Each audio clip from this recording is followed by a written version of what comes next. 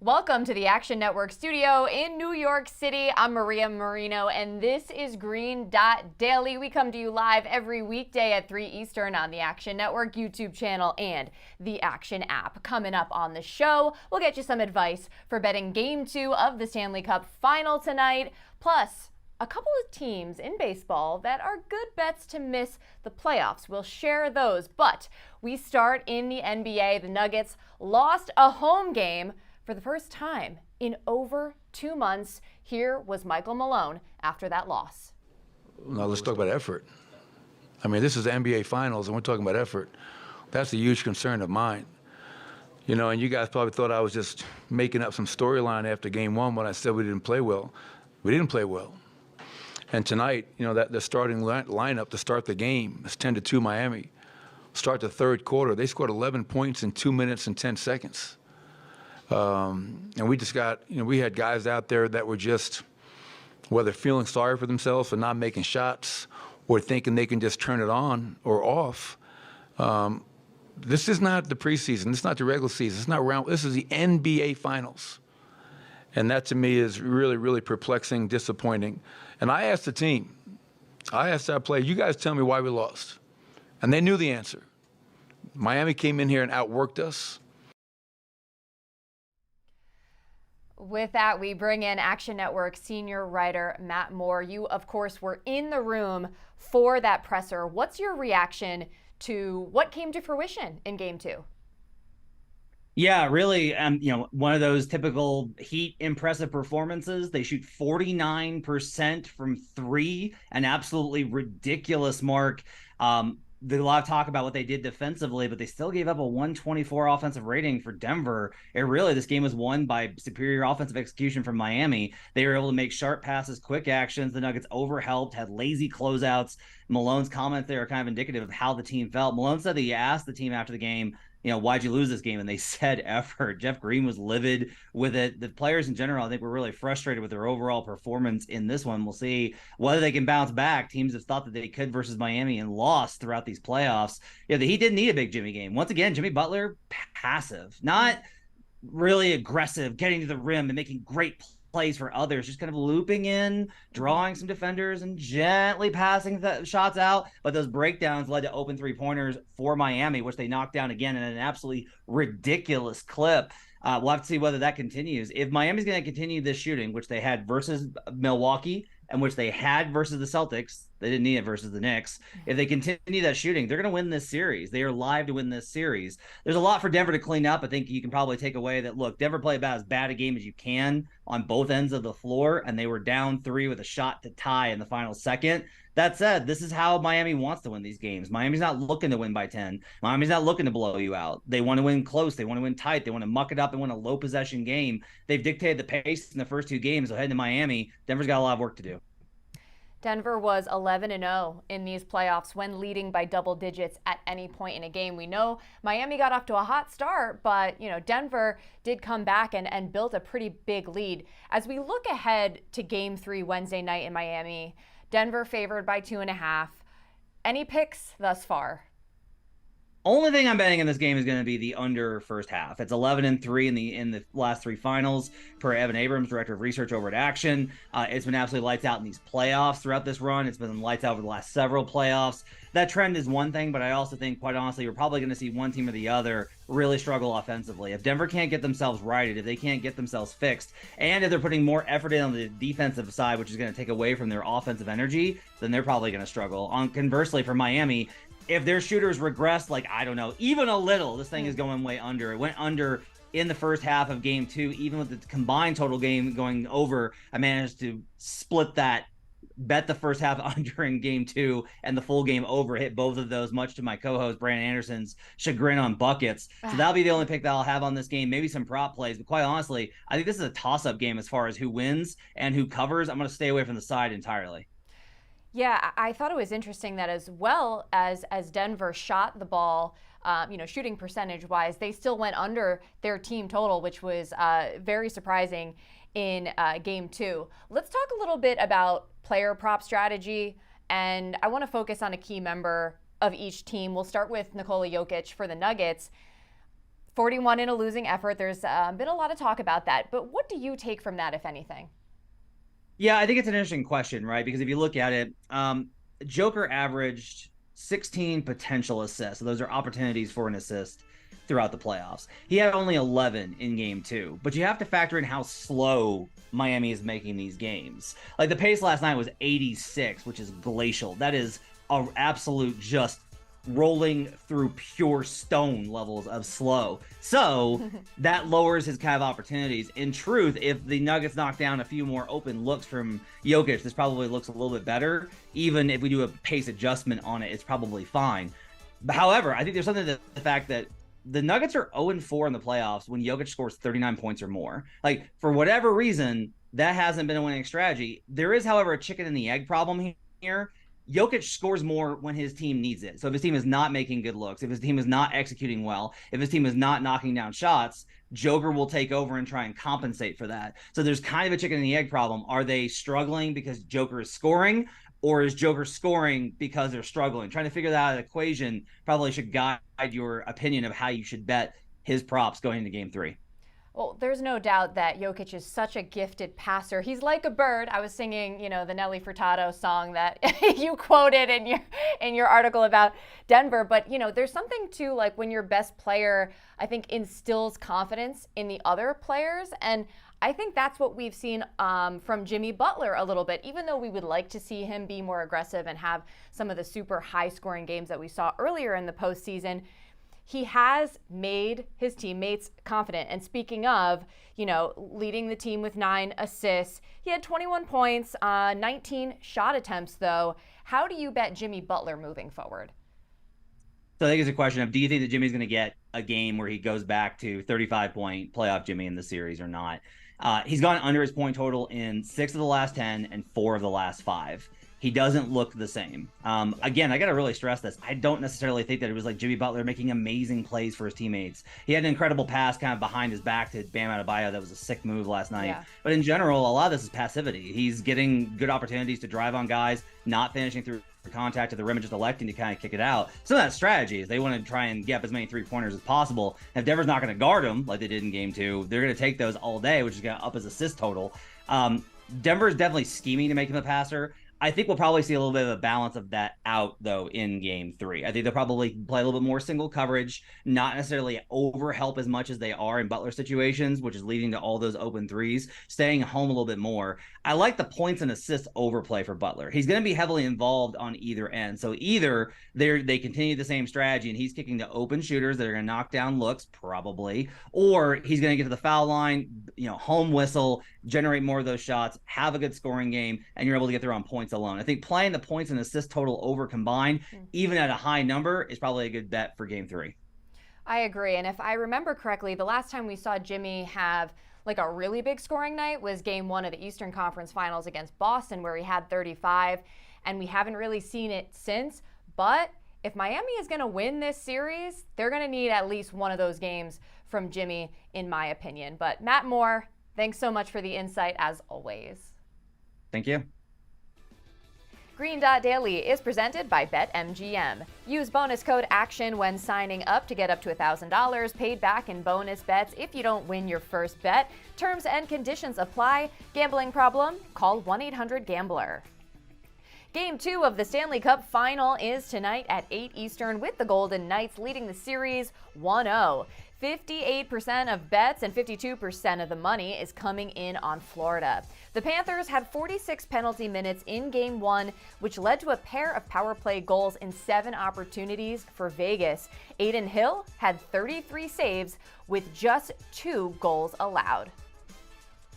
Let's say hello to our NHL expert, Michael Leboff. So do you expect the Panthers to bounce back in Game 2? Yeah, I do. Actually, I like the Panthers in the spot. I think that when we get to the Stanley Cup Final, and you get, whether it's hockey or any other sport, these games kind of become one-offs, and you got to handicap more than just rely on numbers. And I think you can start to play into angles and different kind of strategies, betting strategies on a game-by-game basis. And one that I like here is betting against Adin Hill. He's been great for Vegas in the playoffs. Ever since he came in for Laurent Brossoit in against the Oilers, he stood on his head, but his big picture sample size tells us that he's about an average NHL backup goaltender, and perhaps he's caught something here, and we see it all the time in the NHL playoffs with goalies. But I'm gonna bet against it. I'm gonna wear the black hat here and bet against the story. So I'm gonna try to take him on and bet Florida not just to win, but to do so in a rout. They're plus 280 to win by more than one goal, to cover the puck line minus 1.5. I think that's a fine bet. If you want to even go further, like bet minus 2.5 or minus 3.5, however you want to do it. That's the angle I'm going to take. Then you can kind of build off of that with other derivatives, anytime goal scorers, etc. But I'm betting Florida in a rout, and I'm going to try to take advantage of Hill kind of becoming the story and people betting on him. So I'll zag and bet against him. Okay, so maybe some regression for Hill. And then offensively for Florida, uncharacteristic performance from Matthew Tkachuk, 0 points after leading all active players with 21 postseason points. Now, you mentioned anytime goal scorers. I know you like to bet those. Who is your pick to put one in the net tonight? Yeah, I like a long shot play on a defenseman, Gustav Forsling for Florida. He's number 42.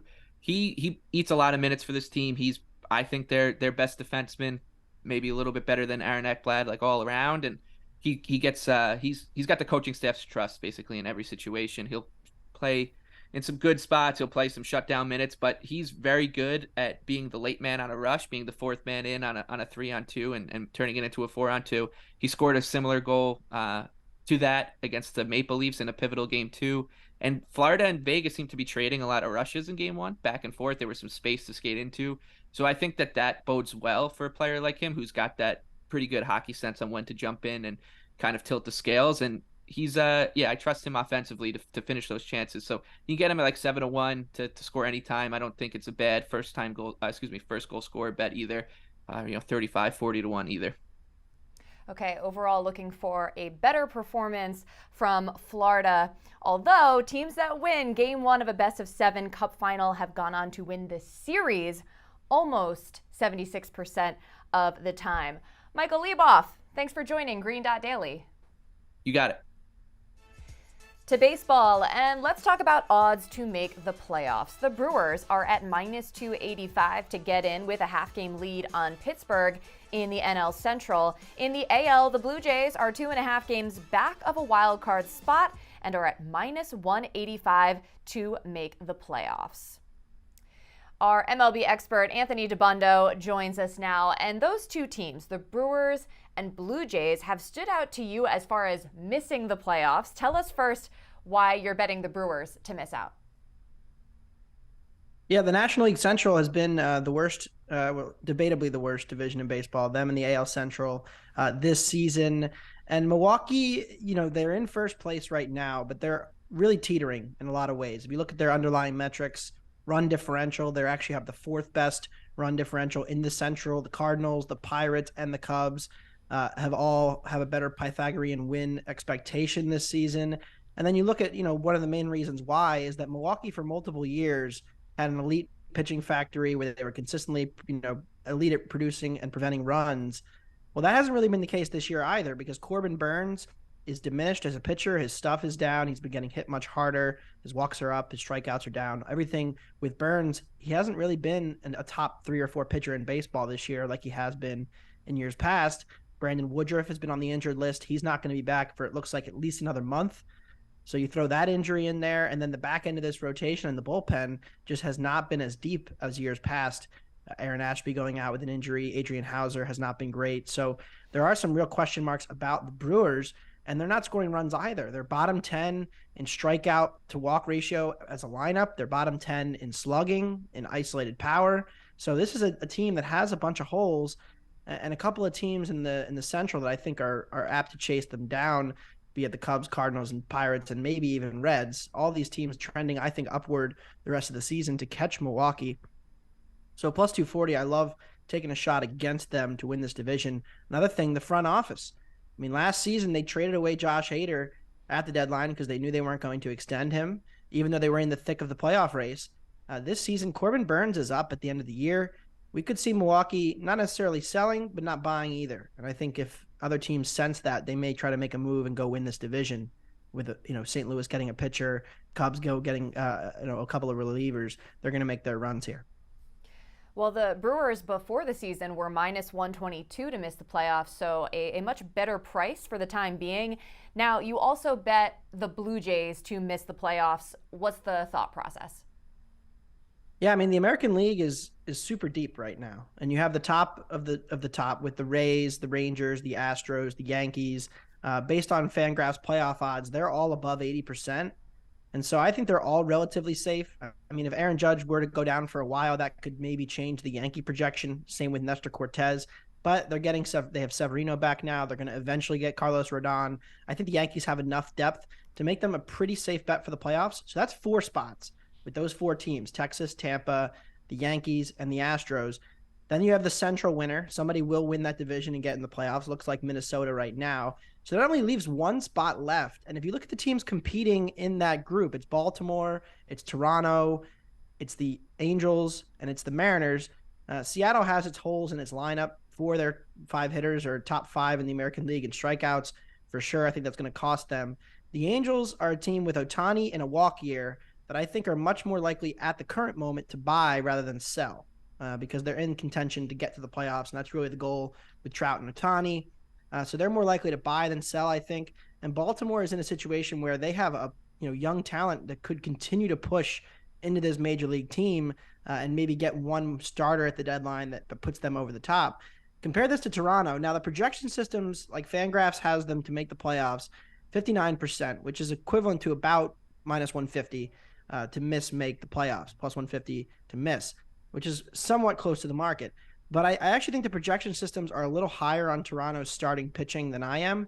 If you look at the Bad X projections and some of the other projections on Chris Bassett and Alek Manoah, they're pretty high on those guys. I am not. And I think that they're both struggling this season under the hood, especially Manoah. We're seeing that more on the field.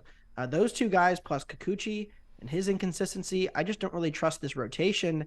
And the number 1 answer that Toronto was going to have was Ricky Tiedemann, their top pitching prospect, but now he's hurt. So I don't really see an answer for Toronto. And I think it's pretty much, Toronto, Baltimore, and LA, competing for 1 spot here. So at plus 150, 155, I like the Blue Jays to miss the playoffs. I think that their lineup is elite, of course, but the pitching will ultimately make some problems for them. Just for context, the Blue Jays were plus 225 to miss the playoffs back in preseason. They're currently 8.5 games back in the AL East. All right, 8 games on this Monday slate. What are you betting today? I'm going to take a shot on old man Adam Wainwright and the St. Louis Cardinals. Plus 130 is out there. We are seeing some buyback on the Cardinals now after the Rangers took a bunch of money this morning. It's Adam Wainwright against Martin Perez, 2 guys who are, in the twilight of their respective careers. And I think there's, the market is saying that Perez is a solidly better pitcher here with this price. I'm not sure that I agree with that. And if you look at some of the, projected ERAs based on pitch modeling, these 2 guys are both around 4.6, 4.7 ERAs projected. Wainwright has struggled. His career low K rate, career high expected ERA, but the underlying pitch indicators aren't quite as bad. He still has the elite curveball. The sinker's been fine. So I do think that you'll see some better outings from Wainwright going forward. Hopefully one of them is tonight. And I think with even pitching, I get the Cardinals against the lefty. They've matched them for a year and a half. I'm going to take St. Louis on the road to get the win tonight, plus 115 or better. We were talking about the NL Central. The Cardinals had high expectations coming into this season. They are 7.5 games back in that division. Anthony, thanks so much for coming on. Thanks for having me. Remember, any picks we give out here on the show, like the ones you just heard from Anthony, you can easily reference by following Green Dot Daily in the Action app. We keep track so you don't have to. Green Dot Daily is presented by BetMGM. Use bonus code ACTION when signing up to get up to $1,000 paid back in bonus bets if you don't win your first bet. Terms and conditions apply. Gambling problem? Call 1-800-GAMBLER. That's going to do it for Green Dot Daily. I'm Maria Marino. Thank you for watching. I'll see you back here Tuesday at 3 Eastern on the Action Network YouTube channel and the Action app.